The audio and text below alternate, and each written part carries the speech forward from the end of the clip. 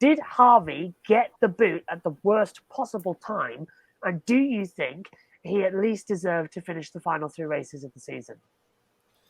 Oh wow, Jack Harvey has the worst luck ever. I agree with that. That is the worst possible time for him to get kicked out of the team here. I know heading into this season, I remember what we talked about on the Grid Live pre-race program about drivers we need to watch in 2023, and I said that Jack Harvey would be the one driver on the hot seat this year because he didn't meet the expectations from last season, and obviously it turned out being correct here with Harvey been released from his contract with Rahal, Letterman, Lanigan Racing. And it's no secret, it's been a really tough start to the year for this team. Going to the last row shootout in the Indianapolis 500, Harvey bumping Graham Rahal from the field. And then once we got into the summer months, this entire is like, something clicked with this team. I know they made a lot of personnel changes over the offseason. They also made additional personnel changes in season when things were at an all-time low. They got rid of some of their engineers and some other people as well. And after that happened, we finally started seeing some changes, better results. Graham Rahal's been running a lot better. Christian Lundgaard got a win. Rahal got the pole for the Gallagher Grand Prix last weekend. Jack Harvey, we've seen him have some better runs as well. And it really seemed like, this team would finally start meeting the expectations of what we thought that they were capable of when they added these high profile executives to RLL. Yeah, but unfortunately for Jack Harvey, seems like the writing was on the wall, and he's out of that number 30 Honda.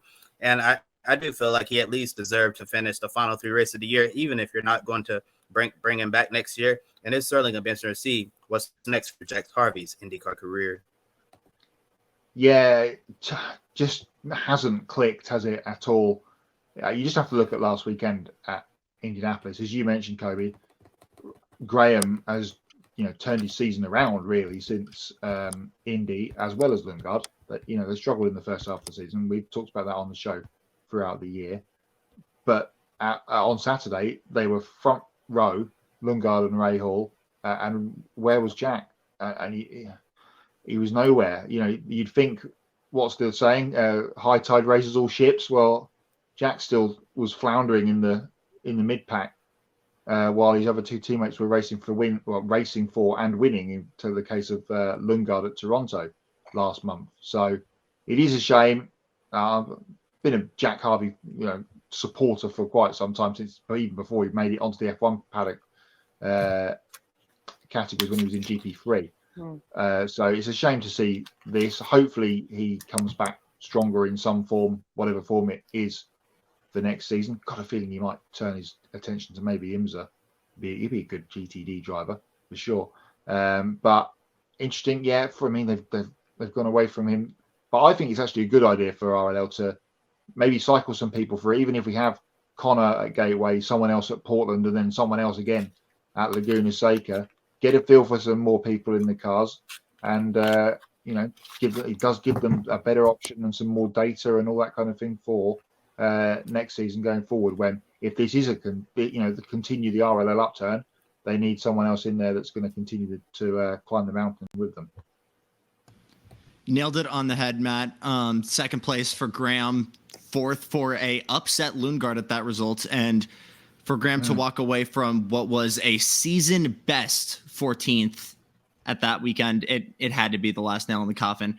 And since he's joined that team, started last year, I have genuinely lost sleep wondering why he has struggled in this move to what was considered so hard to be a step forward for Harvey, a higher caliber team. And there's so many reasons we could contribute to this. Kobe, you said personnel changes. Potentially, we don't talk about the priority that drivers get in multi-car teams compared to F1, but is he maybe backseat in priority compared to the new guy and the coach's son? It's hard for me to say, but I would take this early release as a positive for both parties. If you're RLL, you get to try out a couple guys for the last 3 races. If you're Harvey, making phone calls to a couple teams and trying to sell yourself is probably going to be better than whatever results you're probably going to get in the last 3 races. As sad as that is for me to say, as much as I love IMSA, I don't want to see Harvey in that seat just yet. And I think, Matt, if he does end up going back to Shank, he's going to be like, hey, welcome back. We've just got this kid who left to go drive IndyCar. You want to go give GTP a shot? And I think he deserves a spot I think he genuinely deserves a spot in this grid. And I think he's been treated harshly. And I want to see him come back, guys. Is it possible to see a reunion of Harvey and Meyershank Racing getting the band back together? Or should he focus on getting a good seat for the Indy 500? Or could a move, as you said, to sports cars be on the table? Josh, I just mentioned it. I think it's impossible for Harvey to go back to Shank without him ending up in that GTP car, which I think he probably knows and could probably approach that as a safety net.